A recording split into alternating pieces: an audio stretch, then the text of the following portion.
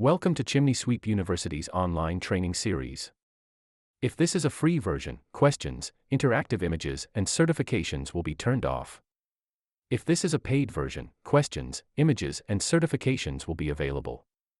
Go to chimneysweeps.com to sign up for the paid version series. Enjoy your training presentation on mastering the 12-step sales process for home service technicians. Today, we're doing a deep dive, laser-focused really, on something that sounds simple, but is critical. Yeah. First impressions. Specifically for chimney sweep sales pros. It's the very first step in a 12-step sales process we've been looking at. Step 1, foundation. Exactly. And this foundation, it's not just, step 1 on a list. It's really the bedrock for building success, especially like in the chimney sweep business context from our material, but honestly for pretty much any venture. Right. It's that core personal and professional prep work. Mm-hmm. It dictates if you're going to last, if you'll grow. So our source material breaks this foundation down into 5 key parts. And for everyone listening, we're going to pull these apart, find the really useful, actionable stuff, things you can use to build your own solid base. Sounds good. Let's jump in. Okay. First up, positive thoughts. Right. So this is all about, actively building a mindset that's optimistic, resilient. It's about looking for solutions instead of just getting stuck on problems. And the material uses some really interesting, almost unexpected analogies to explain this. Yeah, it does. It starts with Schrödinger's cat. Quantum physics, right? The cat in the box, alive and dead at the same time until you look. How does that connect? Well, it's used as a metaphor for potential, really. Before you kind of commit mentally, lots of outcomes are possible. And if you really believe in the positive one, lean into it. That belief itself can steer your actions towards making it happen. A bit like how observing the quantum state kind of forces it to be one thing or another. It's about cultivating that deep belief in yourself. Believing shapes the possibilities. That's powerful. Then it switches gears completely, brings in a biblical idea. Yeah, faith moving mountains from Matthew 17:20. Again, the point isn't religious doctrine, but the principle behind it. That really strong belief that faith in your goals can give you the power to tackle things that seem, impossible. It's amazing how quantum physics and scripture can point to the same core idea about belief. He is pretty striking. But it looks at us, fundamentally, as humans. What's the angle there? The idea that, deep down, we're all made of the same basic stuff, the same particles. Yeah. The real differences aren't physical. They're more in our thoughts, our experiences. So limitations might be more mental constructs. That's the suggestion. Yeah. It can be quite freeing, actually, Mm-hmm. which leads into how our early life, positive and negative reinforcement, shapes us. Okay. How does that fit? Well, it explains how some thought patterns get really locked in. Good experiences build confidence. Bad ones, they can plant these seeds of fear, insecurity that just stick around. Yeah, I can see that. The material uses that image of the elephant, or maybe a gorilla, chained up when it's young, even when it's huge and strong enough to break free. It doesn't even try. Exactly, because it learned it couldn't. Past negativity can create those kinds of mental chains for us, limiting what we think we can do. So step 1 is just seeing those chains, maybe. Realizing they might be based on old stuff. Definitely. But crucially, the material stresses positive thinking alone isn't enough. You can't just wish things better. Right. You need action. Action and persistence. You got to put in the work, push through the tough spots. Optimism powers the engine, but action is the fuel and the driving. And seeking support is key, too. Very much so. Having people around you who are encouraging, getting help when you're stuck, that reinforces the positive thinking. It helps break those old negative patterns. So for me, the big takeaway on positive thoughts is that our beliefs aren't passive. They actively shape things. It's about taking charge of that internal script. Well put. Okay, let's move to the second element, visualization. What's the focus here? So visualization here isn't just daydreaming. It's about creating a really vivid, detailed mental movie of what you want to achieve, engaging senses, emotions, making it feel real in your mind. Like a mental dress rehearsal for success. Exactly. And the material says this actually has a neurological effect. It connects it to neuroplasticity. Neuroplasticity, that's the brain's ability to rewire itself, right? Based on experience. Spot on. So when you consistently visualize something vividly, your brain starts building the neural pathways for that reality. It's like Like it's prepping your body and mind to actually do the thing you're visualizing, laying the groundwork mentally. Wow. The material gives a sports example, doesn't it? Jonathan James McCarthy. Yeah, the Michigan quarterback. Yeah. It mentions how he visualized holding the championship trophy before the big game in 2024, and, well, they won. It's presented as a real-world case of visualization working. That's pretty compelling, and it links back again to quantum physics, the observer effect. Metaphorically, yes. The idea that observing changes the outcome. Here, it suggests that focusing your mental energy through visualization can subtly nudge your own actions and behaviors to align with that positive outcome you're picturing. So for a chimney sweep, if they vividly picture a smooth job, a happy customer, They might walk in with more confidence, be more attentive, communicate better, all leading to that better outcome. The material directly applies it. Positive expectations. Thinking from the customer's view when writing reports, basically creating a self-fulfilling prophecy through positive focus. but it's not magic, right? The material warns against just visualizing. Oh, absolutely. Crucial point. Yeah. It has to be balanced with real planning, hard work, developing your actual skills, using good strategies. Visualization supports the effort, doesn't replace it. Needs tangible action to back it up. Definitely. Yep. And practice, like any skill. The more you do it, the better you get, the more effective it becomes. Exactly. Exactly. Yeah. Intentional. And you usually phrase them in the present tense, like they're already true, said with, conviction. And this has brain effects, too. Yeah, the material explains our brains are pretty responsive to what we feed them repeatedly. Positive words can trigger areas linked to well-being, motivation, negative self-talk. Well, it does the opposite, drags you down. Uh-huh. So over time, affirmations help build a stronger, more positive self-image, chipping away at those old negative beliefs you might have picked up. Makes sense. Rewriting the internal script again. And our environment plays a role here, too. Big time.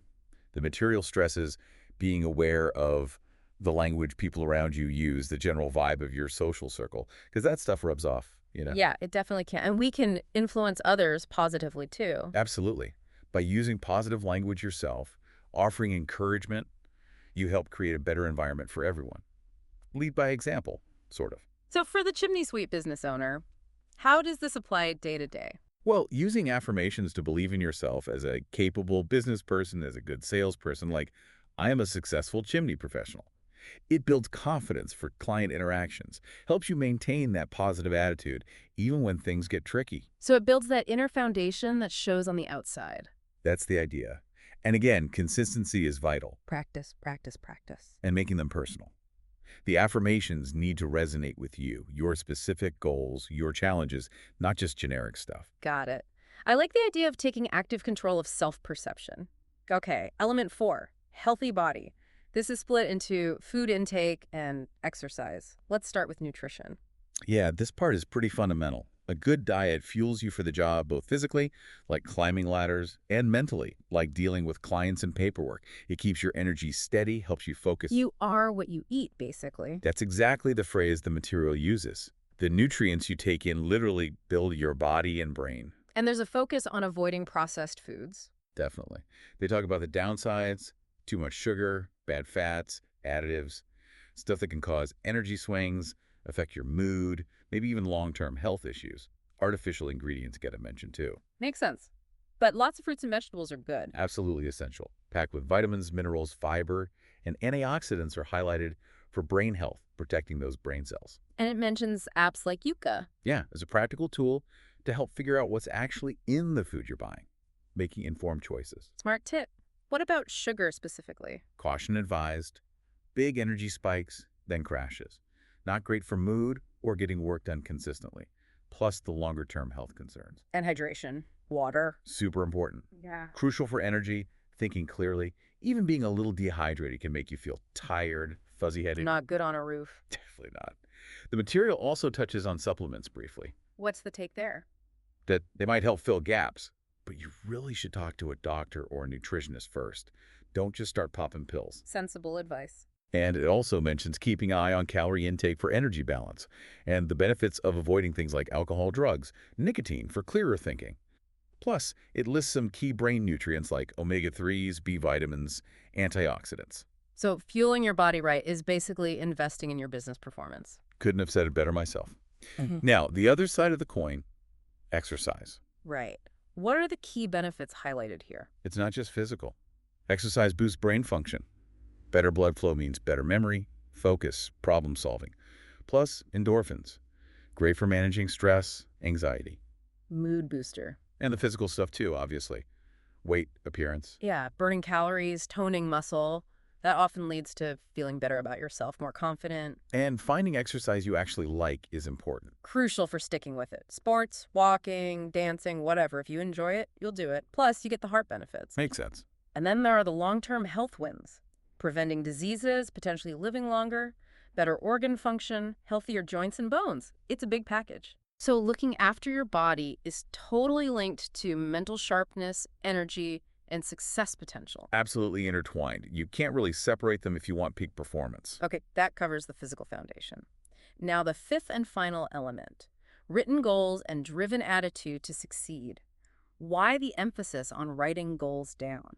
Well, the act of writing them makes them concrete. Takes them from just vague ideas floating around to something tangible you can focus on and work towards. Apparently, it significantly ups the chance of achieving them. And it's not just writing the goal, but planning how to get there. Oh yeah, detailed action plans are stressed. Breaking the big goal down into specific steps.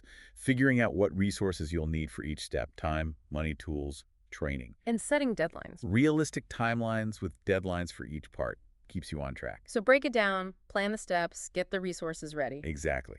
Then comes the daily grind, taking action every day. And tracking your progress is vital. Using a journal, a spreadsheet, whatever works. Seeing how far you've come keeps you motivated and accountable. You know what's done, what's next. And reviewing that progress regularly. Super important. Yeah. See what's working, what's not. Maybe need to adjust the plan. It's not set in stone. And getting feedback. Yeah, talk to mentors, peers, supervisors. Get their perspective. They might see things you miss. Good point. And celebrating wins along the way. Definitely. Gotta acknowledge the milestones, however small. Keeps the momentum going, makes it feel less like a slog. Plus, reflecting on what you learned, good or bad, helps you improve for next time. So it's a whole cycle. Set goal, plan, act, track, review, adjust, learn, celebrate, repeat. Pretty much. And regularly looking back at those written goals keeps that why front and center. It fuels that driven attitude. It connects the small steps to the bigger picture of career growth and skill building. Exactly. Each win builds confidence and momentum. It really seems like writing goals down anchors the whole process, makes it real, and keeps you fired up.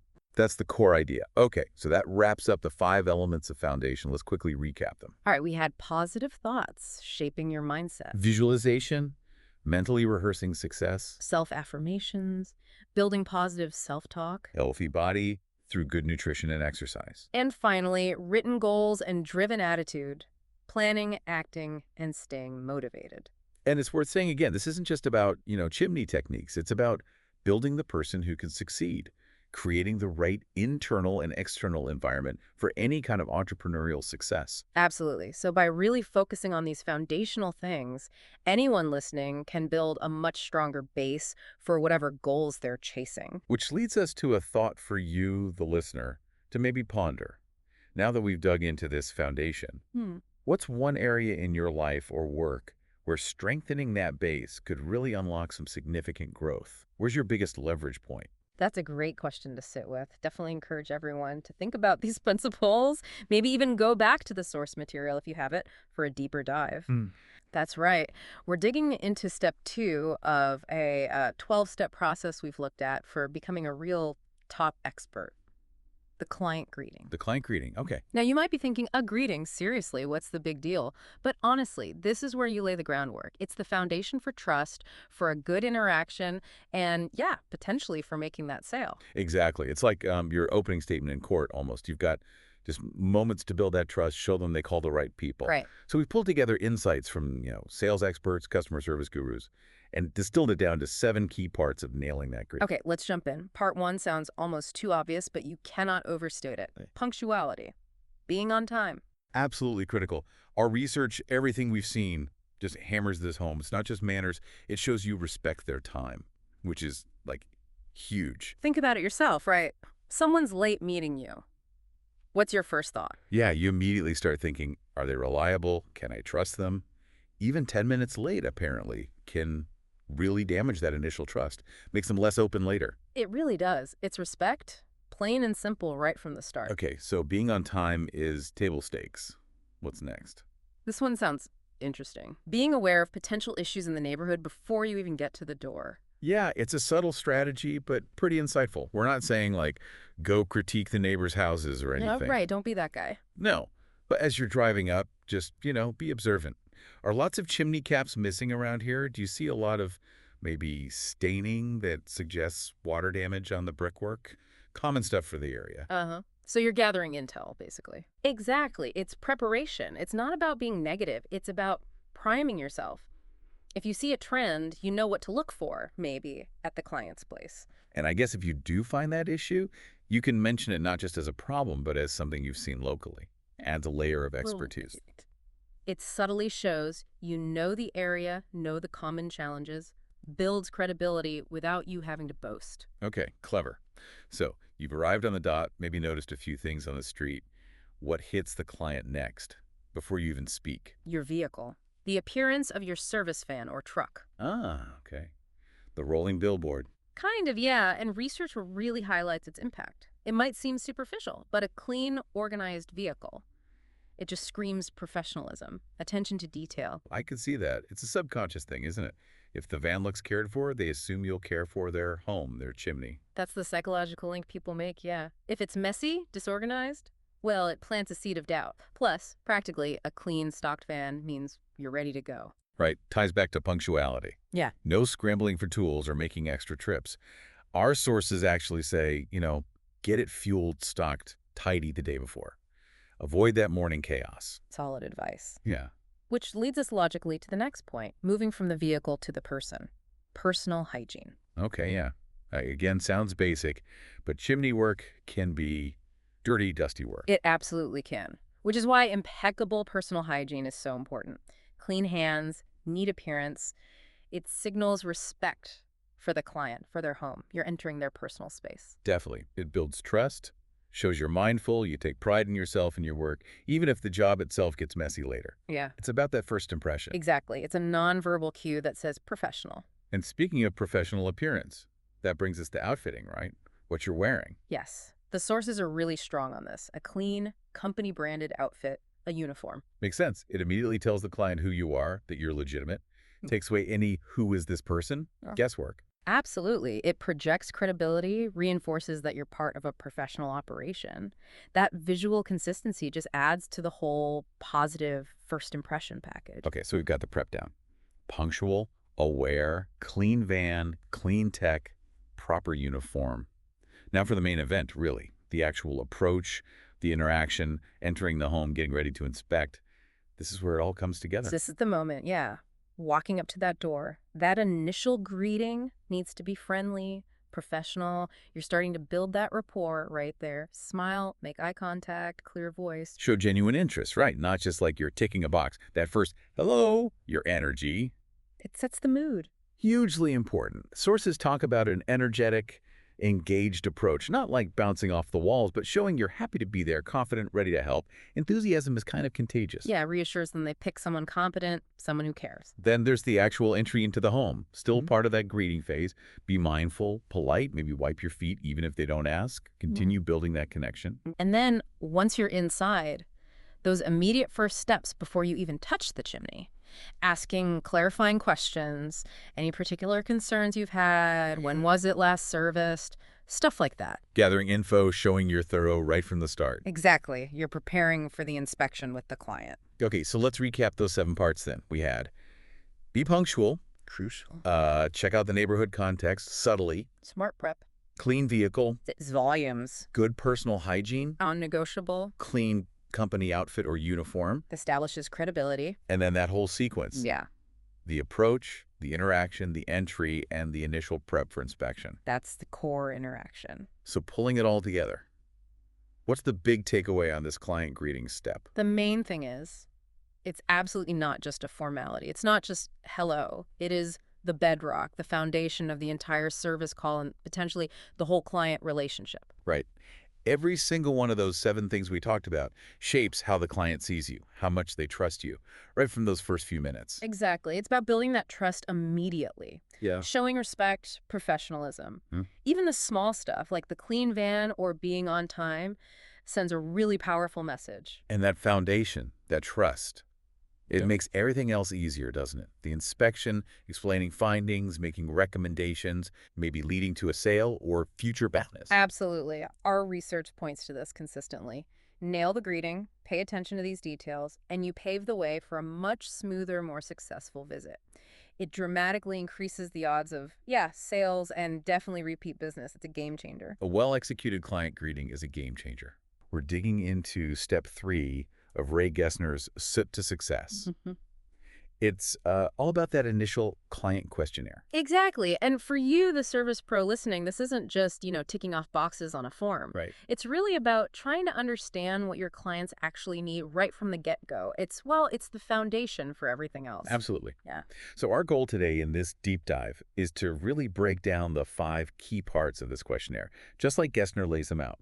We want to see how each piece fits together to set up a really successful engagement, one where you're not just, doing a job, but actually meeting their specific needs. Okay, so let's jump right in. Part 1.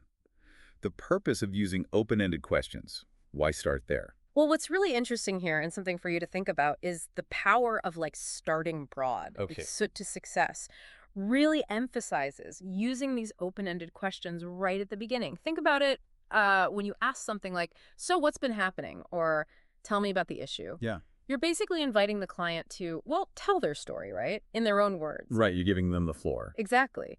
And that approach gives you not just the facts, but you also get clues about, their feelings, their priorities, things a simple yes-no question would totally miss. It's like you're handing them the microphone first, isn't it? You're not leading them down the path. You let them paint the picture.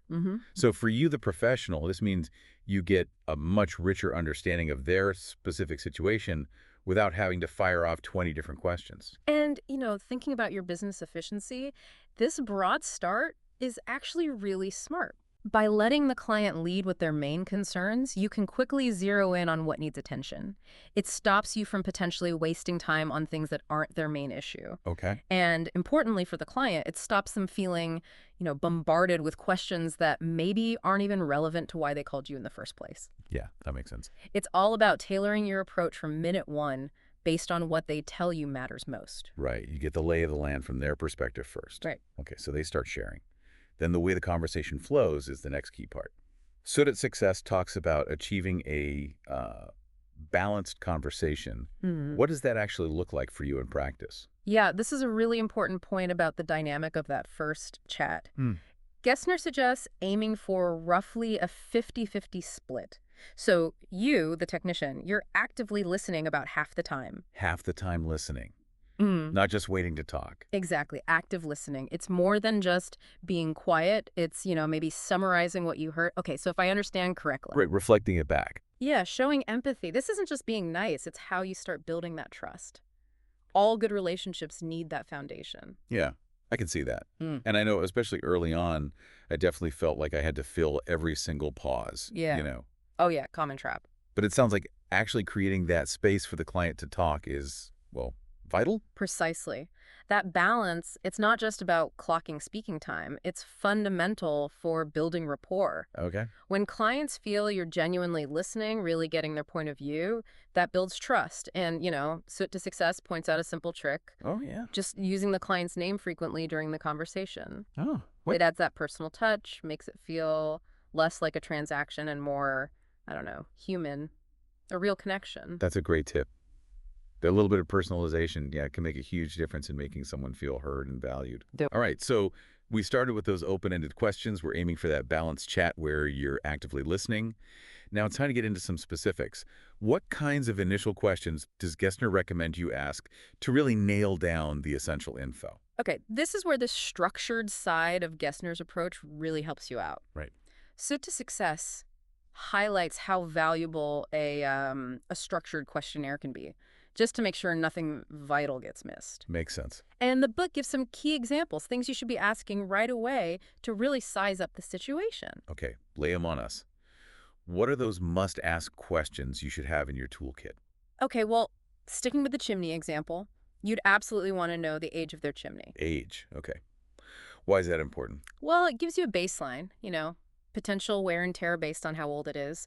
Another big one for you is frequency of use. Ah, how often they actually use the fireplace or whatever's connected. Exactly. Someone using it daily all winter. Totally different situation, potentially different issues than someone who lights it maybe twice a year. Yeah, that makes immediate sense. Yeah. Usage drives wear, drives potential problems.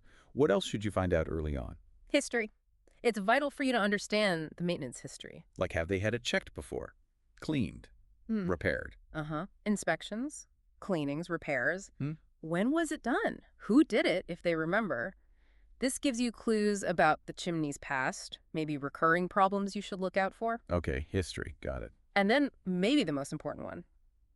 What specific issues or concerns has the client noticed? Ah, they're direct observations. Yes, are they getting smoke drafting back? Weird smells? Have they actually seen cracks or damage? That stuff is gold. It's what they're living with. So these specific questions really help you, the service pro, to kind of drill down into what the client is actually experiencing. Right. Which must be super helpful for guiding the inspection later and making sure you're looking at what they care about most. Absolutely. Think of these questions like creating a roadmap. They help you focus your detailed check later on and stop you from missing key things the client already pointed out. Okay, great. So we know what questions to ask now to get that good initial picture. But Soot to success also stresses the how, right? How you actually ask them matters too. What are the different methods the book mentions that you should think about? Yeah, the how is just as critical as the what for you. Gessner talks about two main ways to gather this initial info. Okay, First, there's the structured questionnaire. This could be, an actual paper form they fill out, or more common now, maybe a digital version online or on a tablet. right, a form. Right. Seems straightforward. What's the big advantage of you using that structured approach? Consistency. That's the real strength for Yeah. you. It makes sure every client gets asked the same core questions. So you get consistent data, doesn't matter which of your technicians is talking to them. Super important if you've got a team. Yeah, I could see that. Plus, it gives you a written record of what the client said initially. Really handy for looking back later or tracking changes over time. Okay, that consistent baseline makes a lot of sense. What's the second method Soot to success points out for you? The second method is, verbal questioning. Just asking them directly. Yeah, asking the questions face-to-face or over the phone and really engaging in a conversation based on how they answer. That's okay. This lets things be a bit more fluid, more personalized for you and the client. You can ask clarifying questions right there on the spot, dig a little deeper if something sounds interesting, and you can build that rapport we talked about maybe more directly than just with a form. So the verbal way gives you, the professional, more flexibility. You can kind of adapt based on their answers right then and there. Does the book say one way is like better for you than the other? Well, Soot to Success kind of suggests they both have their place for you. They can even work together. Oh, okay. You could use a structured questionnaire, maybe sent ahead of time or done quickly at the start to get that baseline info we talked about. Right, the essentials. And then use verbal questioning during the visit to, expand on certain points, clear up anything that wasn't quite clear from their written answers. Ah, I see. Use them in combination. Exactly. The main takeaway here for you is that you need to listen really carefully to those verbal answers. Be ready to adapt, ask follow-up questions, so you get a truly full picture of what they need. That makes perfect sense. Get the solid foundation, then dig where you need to. Which actually leads us perfectly into the fifth and final part of this initial process, follow-up questions. Why are these so critical for you to really get the client's situation? Right, because those initial questions, even if they're good ones, they often just scratch the surface for you. Okay. They might uncover something where you realize, I need more detail here. Or maybe their first answer just brings up more questions in your mind. Asking good follow-up questions shows you're genuinely interested. You're not just running through a script. You're actively trying to understand their situation. So it shows you're really listening and engaging with their specific problem. Can you give us some examples? When might you need these follow-ups? Sure. Let's say a client mentions smoke backing up into the room. Go. A good follow-up for you would be, okay, can you tell me more about when that happens? Is it every single time you light a fire? Or maybe only when it's windy outside? See, more detail. Right, getting specific conditions. Or if they mention previous maintenance, you might ask, do you happen to recall what kind of work was done? Or even, do you remember the company's name? Okay. And if they're unsure about something, maybe the chimney age, like we said, you could explain why that info is helpful for you and maybe suggest, could it be on your home inspection report? Or something like that. Those are really practical ways you can probe a bit more and get information that's actually going to help you do the job better. Definitely. And here's another key thing for now. Good follow-up questions can also help you figure out the client's priorities. Priorities, like what What do they value most about their fireplace or heating system? Is their absolute top concern safety for the kids? Or are they really focused on efficiency, trying to save on heating bills? Or maybe it's just about the look, the cozy feeling it provides. Okay. Understanding their why. Exactly. Knowing those underlying values helps you tailor your recommendations later, making sure you're solving the problem in a way that matters most to them. Wow. Okay. This whole detailed approach to that initial questionnaire, the way Gessner lays it out in Soot to Success, it really sounds like it just sets everything up for a much smoother, better service experience for you and for the client. Oh, the benefits are huge for you, the service professional listening. How so directly? Well, first off, by taking that time up front to really understand the client, you make sure the service you deliver is actually customized. It fits their situation. That stops you from, maybe suggesting things later that aren't really relevant or overwhelming them with info they don't need. Yeah, avoids confusion. And it creates those little aha moments for you when you figure out the real issue, and for the client, when they feel understood, it leads to clearer solutions, more effective work. And I imagine it must build a ton more trust right from the start, doesn't it? Yeah. Compared to just jumping in. Absolutely. Showing that genuine interest, listening actively, asking those thoughtful follow-ups, it positions you differently. Sure. You become more than just someone doing a job. You become a knowledgeable professional, a trusted advisor they can rely on. That initial questionnaire, when you do it well, it's the first big step for you in building a really solid, long-lasting customer relationship. Okay, so just to quickly recap for everyone listening, for you listening, we've taken a deep dive into that crucial initial client questionnaire straight from Soot to Success. We looked at the 5 key parts, starting with why you use open-ended questions. Then the importance of a balanced conversation, making sure you actively listen. Right. Then knowing what key initial questions to ask to get that essential info. Followed by how the different methods of questioning, structured and verbal, that you should consider. And finally, the power of effective follow-up questions to truly understand the client's specific needs and priorities. Exactly. Each one plays a vital role in step 3 of that 12-step sales process Gessner outlines. It really does lay the foundation for you to have a successful service call. It absolutely does. And maybe it leaves you, the listener, with a final thought. Yeah.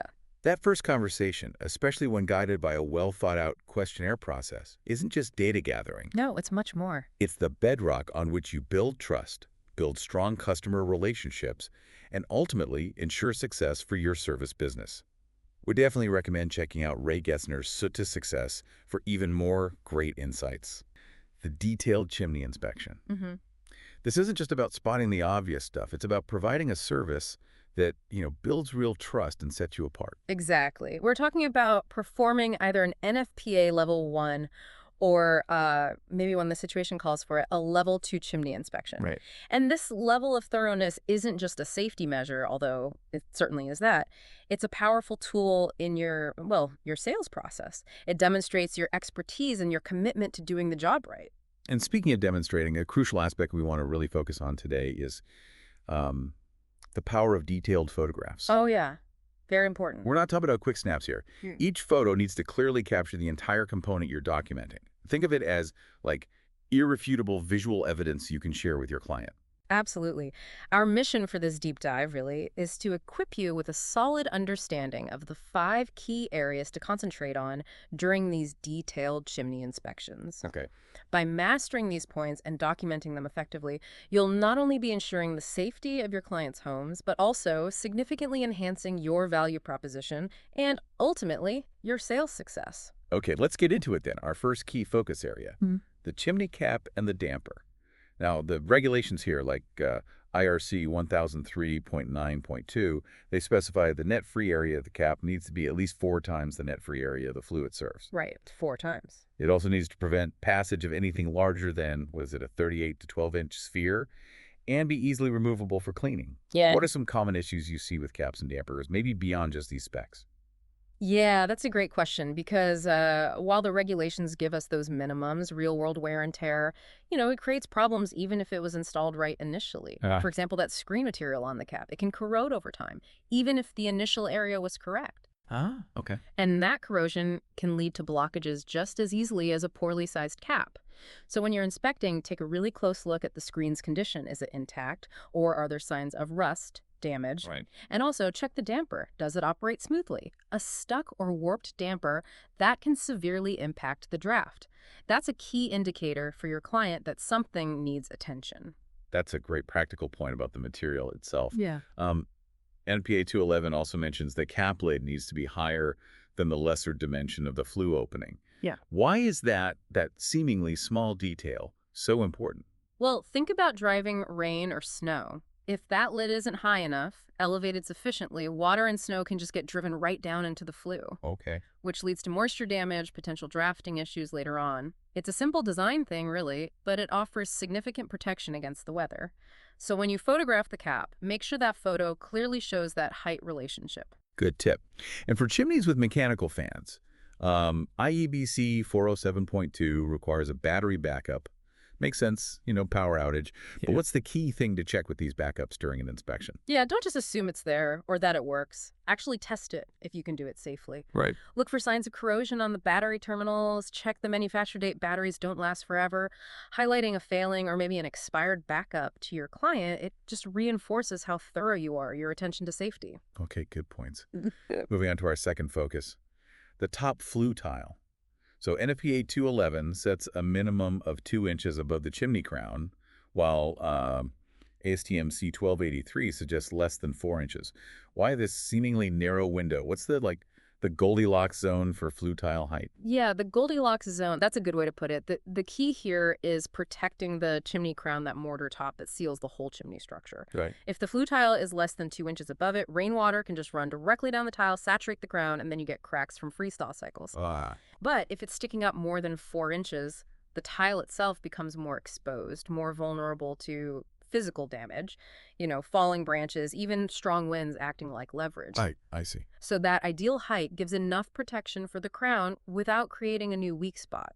And again, when you photograph this, get a shot that really shows the height of the flue tile relative to the crown surface. Makes sense. Er, And IRC R1001.3.1 reminds us about allowing for thermal expansion. How can a seemingly rigid flue tile expand enough to cause problems? What should our listeners look for? Yeah, it seems counterintuitive, but over time, those constant heating and cooling cycles, they really can cause significant expansion and contraction. So if the flue tiles were installed too tightly, without any room for that movement, you might start to see cracks developing, either in the tiles themselves or maybe in the surrounding mortar of the chimney crown. So look closely for hairline cracks, especially right at that interface where the flue tile meets the crown. Documenting those with photos, it helps illustrate the potential for water getting in and causing more damage. Got it. Okay, our third point takes us inside to the smoke chamber. IRC R1001.8 says it needs to be parged smooth. For anyone who might not know that term, what exactly does parged mean here, and why is that smooth surface so critical? Yeah, parge simply means applying a smooth coating of mortar, usually refractory mortar, to the inside walls of the smoke chamber. Okay, just a smooth coating. Exactly. And that smooth surface is absolutely essential for efficient drafting. Rough, uneven surfaces like corbelled brickwork, they create turbulence that impedes the upward flow of smoke and combustion gases. Right. And maybe even more importantly, thinking about sales, a smooth surface minimizes the places where that highly flammable creosote can easily stick and build up. Oh, yeah, that makes sense. Pointing out a rough or unparged smoke chamber and explaining the increased fire risk, that's a really powerful way to demonstrate the value of your inspection and potential repairs. That same code section also specifies a slope of less than 30 degrees from vertical, and that the smoke chamber height should be less than the width of the fireplace opening. What's the science behind those specific dimensions? Think of the smoke chamber basically as a funnel. It's transitioning from the large firebox opening to the narrower flue. Right. That gradual slope, less than 30 degrees, helps to gently guide the smoke upwards into the flue. If the slope is too steep, it can kind of disrupt the natural airflow. I see. Similarly, the height to width ratio is designed to optimize how the smoke collects and compresses before it enters the flue. An improperly proportioned smoke chamber, that can lead to poor draft, which means smoke potentially backing up into the house, obviously a big concern for homeowners. So your photos of the smoke chamber, they should try to capture these dimensions or at least clearly show any deviations, anything that's not smooth or properly shaped inside. Right. Okay, moving on to flue support and configuration, our fourth key area. IRC R1003.12 mandates the flue needs support on all four sides. Sound basic structurally? What kind of support issues might our listeners actually encounter? Well, especially in older chimneys or maybe ones that have been altered over the years, you might find flues that are just inadequately supported, perhaps resting only on two sides or showing signs of settling. Hmm? This lack of proper support, it can lead to cracked or misaligned flue tiles, and that creates pathways for dangerous gases like carbon monoxide to escape into the home. Yeah, that's serious. Definitely. So when you're inspecting, pay really close attention to how the flue liners are sitting. Look for any visible gaps, any instability, and your photos here should clearly show the support structure or maybe the lack of it. Okay. NFPA 211 mentions the possibility of two flues venting into a single opening. Is that a common setup? What are the key things to look for if you see that? It's not the most common thing you'll see, but it definitely exists. The critical thing here is making sure that each flue is properly sized for the appliance it serves, Right. and that there's proper separation within the chimney structure itself. You want to prevent cross-drafting or the mixing of exhaust gases between the two systems, which could be really dangerous. So if you see that configuration, it warrants a very close look to confirm it's compliant and functioning properly. Got it. And IRC R1003.5 puts limitations on corbels, those projecting masonry bits, saying they can't extend more than half the height or one-third the depth. Yeah.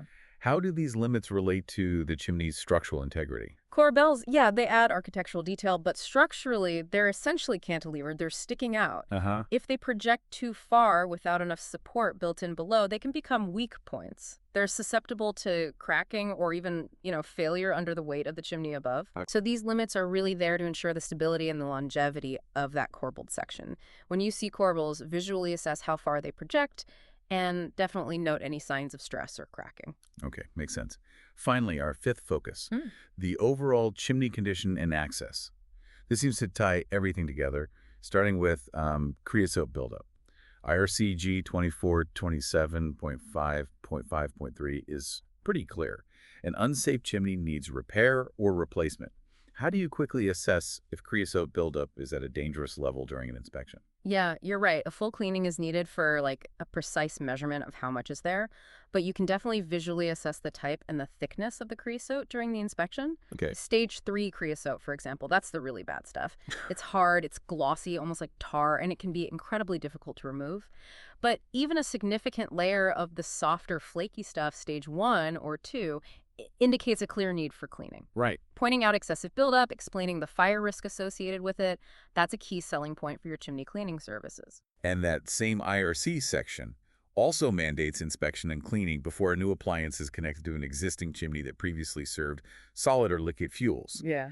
It's all about ensuring the system is clean and safe for the new appliance, right? Absolutely. It's critical. You wouldn't want to hook up a brand new efficient furnace or water heater to a chimney that might be blocked or deteriorated from, say, an old oil burner or wood stove. Yeah, definitely not. This requirement protects both the homeowner's safety and, frankly, your liability. It's just standard due diligence. Right. Access seems to be a recurring theme, too. We've got codes like IBC 2113.18, IFC 6003.1.5, and IRC 1003.17, all emphasizing smoke shelf access for cleaning and inspection. Why is this seemingly small door or opening so important? Because without proper access, you simply can't thoroughly inspect or clean critical areas, especially the smoke shelf right above the damper. That's where a significant amount of creosote and debris tends to accumulate.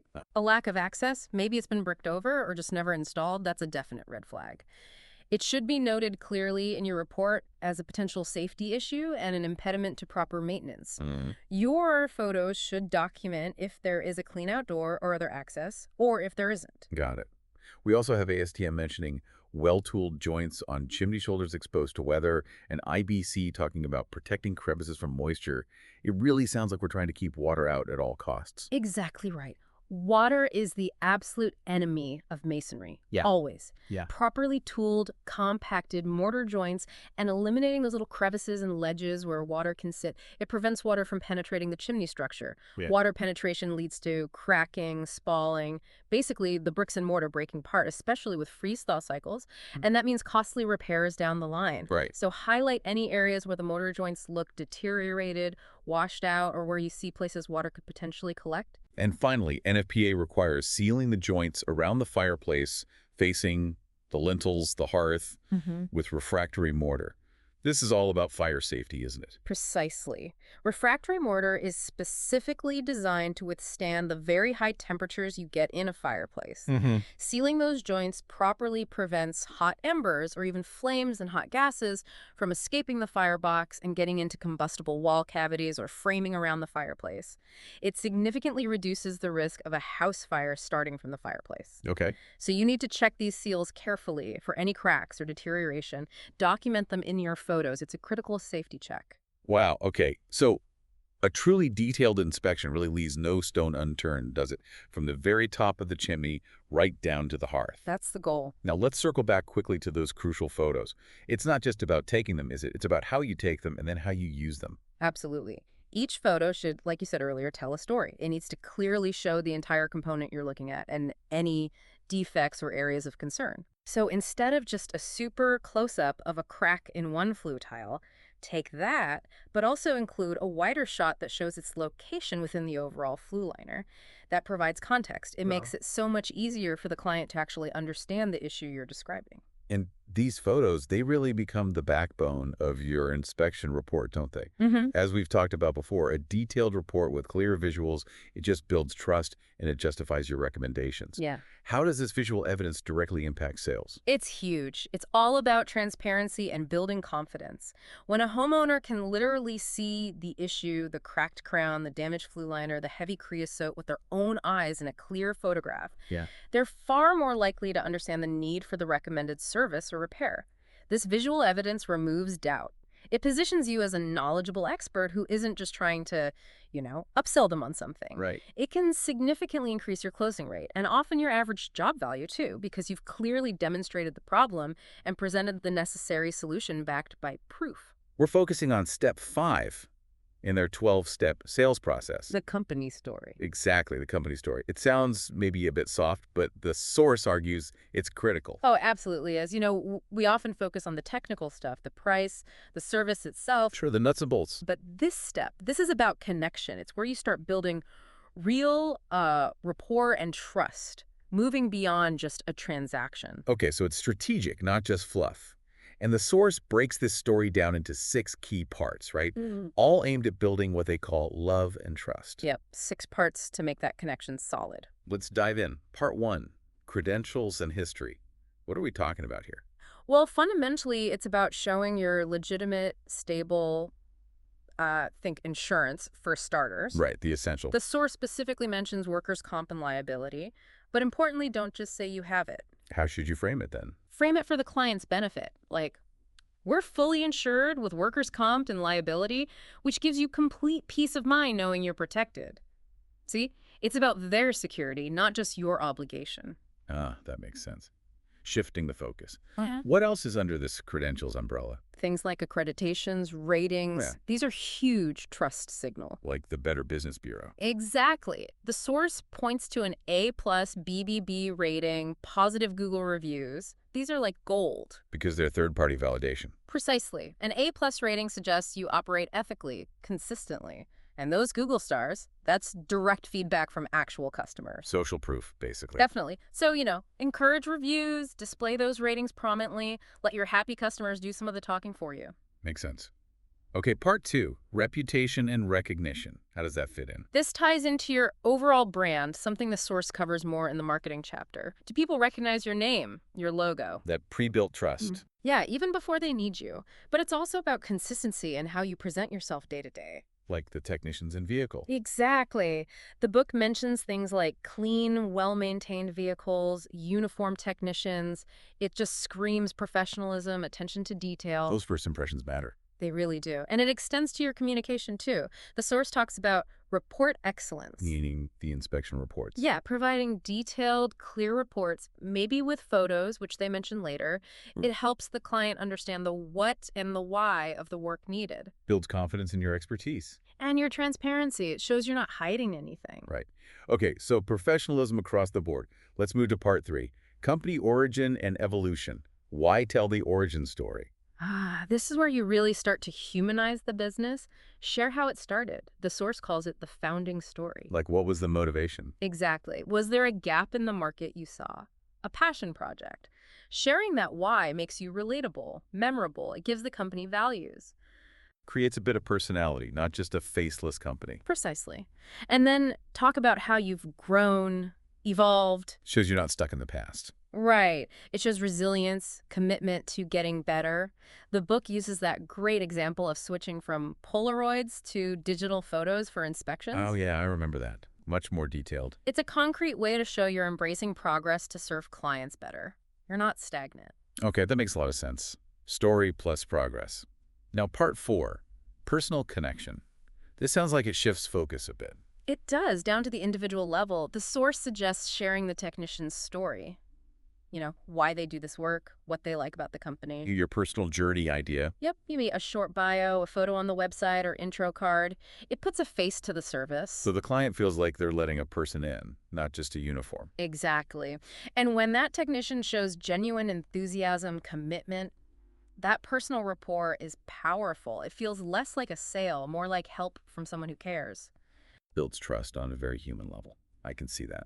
Okay, part 5. Commitment to client. What does that entail? This is about reassurance. Explicitly telling the client you stand behind your work. Guarantees. Warranties. Yes. The book talks about having clear guarantees, solid policies for addressing any issues. That assurance of quality, it reduces their perceived risk. Like a safety net. Makes saying yes easier. Definitely. And it's also about stressing your customer service focus. That you'll be there after the job, too. Not just taking the money and running. Right. The source links this back to a whole chapter on customer service importance. It's about showing you're invested in their long-term satisfaction, not just this one job. Builds that feeling of reliability, ongoing support. Okay, last one, part 6. Building confidence. How does this wrap it all up? This is where you pull everything together. You clearly state why your company is the best choice. Highlighting what makes you different. Exactly. The source calls it emphasizing your differentiating factors. Is it your customer service approach, your team qualifications, the quality of materials? You summarize your unique value. So it's the final step in convincing them. It reinforces their decision, backed by everything else you've shared, the credentials, the reputation, the story, the commitment. Okay, so we have these 6 parts. Credentials history, reputation recognition, origin evolution, personal connection, client commitment, and building confidence. How do they combine to create that love and trust? Well, think of it like weaving a strong rope. Each part is a different strand. Okay. Credentials and reputation build the basic trust you're reliable, you know your stuff. Right, foundation. The origin story and evolution add authenticity, show you're established but also adaptable. Gives depth. The personal connection fosters that human understanding, makes it relatable. The empathy factor. Commitment assures them you're accountable, you'll be there, reduces fear. And building confidence ties it all together, removing doubt, saying, we are the right choice for you. So it's a layered approach addressing different needs for trust. Exactly. And when you nail all these, that initial trust, well, it can really deepen over time. It becomes loyalty. That's the love part the book talks about. Not just repeat business, but advocacy. Absolutely. Loyal customers who feel connected, who recommend you without hesitation. That's the goal, isn't it? That's invaluable. It really is. We're zooming right in on step 6, industry progression. Okay. Our plan here is to really unpack how technical advancements are, well, reshaping the whole chimney sweep game. It seems like it's offering more efficiency, maybe even new services. Exactly. We're talking about a fundamental shift, not just, minor tweaks here and there. So when you think technology in this field, I guess the first thing that comes to mind is maybe documentation, like how inspections are recorded. Yeah, that's often the starting point people think of, the evolution of how we capture what's going on inside a chimney. Okay, let's dig into that. So you're saying it started with maybe moving away from handwritten notes and maybe those old kind of blurry Polaroid pictures. Right, exactly, that sort of thing. And moving towards using digital cameras, Which seems like, well, a pretty obvious upgrade, right, for clearer pictures, actually showing the client the issue. Oh, absolutely. That shift to digital photography was a, a really significant first step. It definitely brought more accuracy, much clearer images for everyone involved, the tech, the homeowner. Makes sense. And sharing them must have gotten way easier, too. Huge difference. You could attach them to reports, email them easily. It just made the whole process more professional, more efficient for communicating the chimney's condition. Right, okay, totally get that. But the sources you shared suggest this is like ancient history almost, that the tech advancements didn't just stop with better photos, they've gone, what, deeper? Precisely. That's the really fascinating part now. Technology is becoming deeply integrated with artificial intelligence, Yeah. AI. AI. Yeah, AI. And this isn't some futuristic sci-fi thing. It's actually shaping how chimney businesses operate today. Okay, AI and chimney sweeping. Now that gets interesting. How does that actually work? Because, you think chimneys, you think soot, bricks, maybe not complex algorithms. Well, think about SOPs first, standard operating procedures. Okay, yeah, step-by-step guides for doing tasks properly. Exactly. And these have become pretty mainstream now, ensuring consistency and safety. And platforms like chimneysweeps.com have made sharing these SOPs incredibly easy. Right, so everyone's working up the same playbook, basically, standardizing things. But where does the AI come in? How does it connect to, like, a checklist? Okay, so think about quality assurance. How do you make sure those SOPs are followed correctly? Chimneysweeps.com, for instance, Yeah. uses AI-powered QA.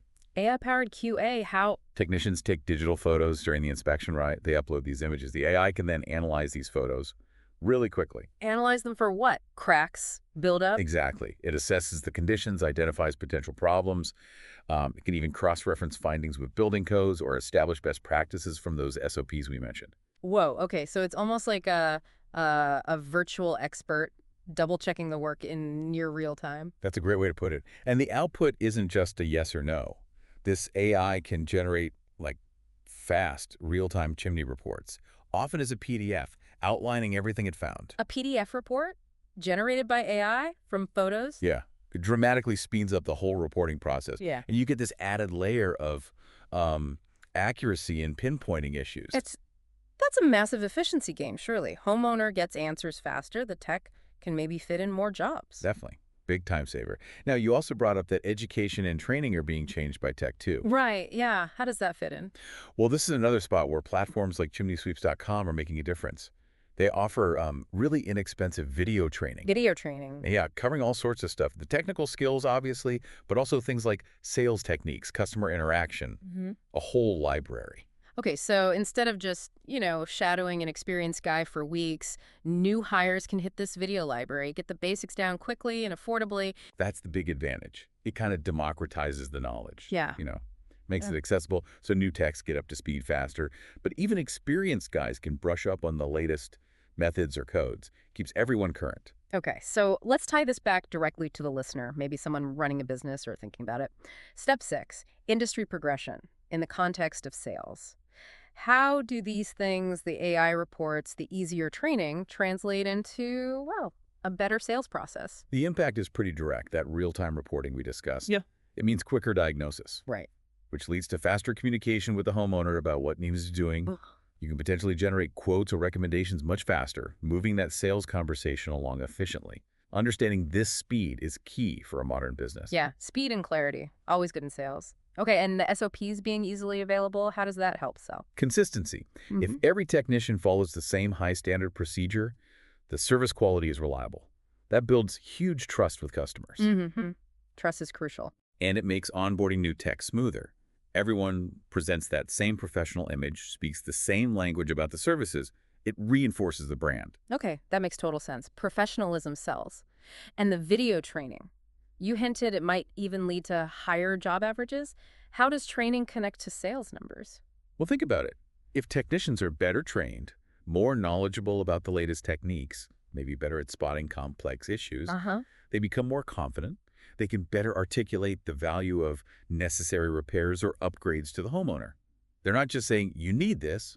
They can explain why clearly. So better expertise leads to more comprehensive solutions being proposed and maybe accepted. Exactly. That increased expertise and confidence can definitely translate into higher average job values because they're addressing the client's needs more thoroughly and persuasively. Got it.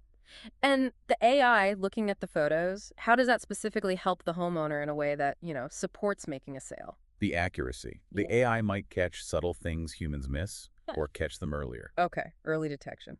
right? Preventing bigger, more expensive problems down the road. Right. And those detailed AI reports, they give the homeowner clear visual proof of the chimney's condition.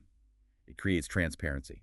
Transparency builds trust, which you need before someone agrees to potentially expensive repairs. Absolutely essential. Yeah. You're moving from just telling them there's a problem to showing them with AI-backed detail. It makes the recommendation much more credible. So it really sounds like we've moved way past just swapping Polaroids for digital ticks. We're talking about using AI to boost expertise, speed up the initial sales steps with fast reports, and build customer trust through really detailed, accurate info. That's the core of it for step 6, yes. Now, the sources you sent also hinted, just briefly, at AI doing even more in a chimney business, maybe beyond just this initial inspection and report phase. Yeah, that's right. And while it's a bit outside our focus on step 6 today, it's worth noting the potential. The sources mentioned AI potentially analyzing CRM data, you know, customer relationship management info, Ah, okay. What for? to get insights into things like which advertising is working best, or maybe identifying patterns in customer issues that could suggest new service bundles, even analyzing employee performance metrics, potentially. Huh. Using AI for business intelligence in this industry. That's forward thinking. And there was even mention of AI potentially helping generate repair solutions based on the defects found, maybe even offering step-by-step guides for certain fixes, while obviously noting when a pro is absolutely needed. Okay, wow. That hints at some really evolving service models down the line. Definitely future-facing stuff. Okay, so wrapping up our deep dive on industry progression, step 6. It's really clear that tech advancement here isn't just small steps anymore. It's a major leap, driven largely by AI. Hmm. This AI is making those crucial early stages of the sales process way more efficient, faster, detailed reports. And it's making training much more accessible and affordable. Yep. We saw specific examples like chimneysweeps.com offering those shareable SOPs, the affordable video training, and that AI quality assurance piece generating the real-time reports. It's not just about making tasks quicker, is it? It seems like it's about fundamentally improving the customer interaction, building that foundation of trust and expertise right from the get-go. That's a perfect summary. It elevates the whole process. Which leaves us with a pretty big question for anyone listening, whether they're in the business or just observing. How might these tech leaps not only streamline the immediate sale, but potentially create totally new service offerings or really deepen that customer trust over the long haul? Definitely food for thought. Absolutely. The landscape is changing fast. Thanks. This was a really insightful look at how tech is transforming even traditional trades like chimney sweeping.